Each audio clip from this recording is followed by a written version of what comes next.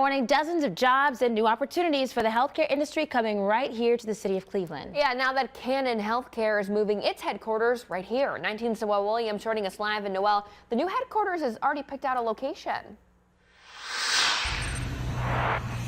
Well, Kelly, it's not official just yet. However, the company say they do plan to buy out the former IBM building right behind me here along Cedar Avenue. And this big move is expected to create 50 full-time jobs, making it not only a big win for the local healthcare community, but also for the city of Cleveland. Canon Healthcare USA is moving its national headquarters to Cleveland. The company plans to buy out the former IBM building and use it as its new headquarters. Cleveland City Council gave their stamp of approval Monday night. They plan on working with the company. Here's how.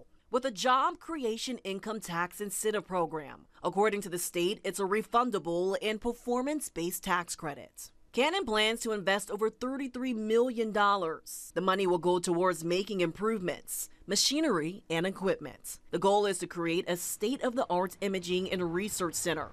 Currently, the company makes and sells equipment, including CT scans, X-rays, MRIs, ultrasound machines, and more. Canon expects to create dozens of jobs. It also plans to bring an annual payroll of $7.5 million.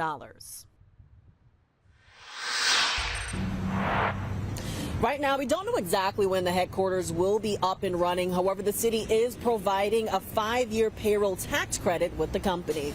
Reporting live, Noel Williams, 19 News.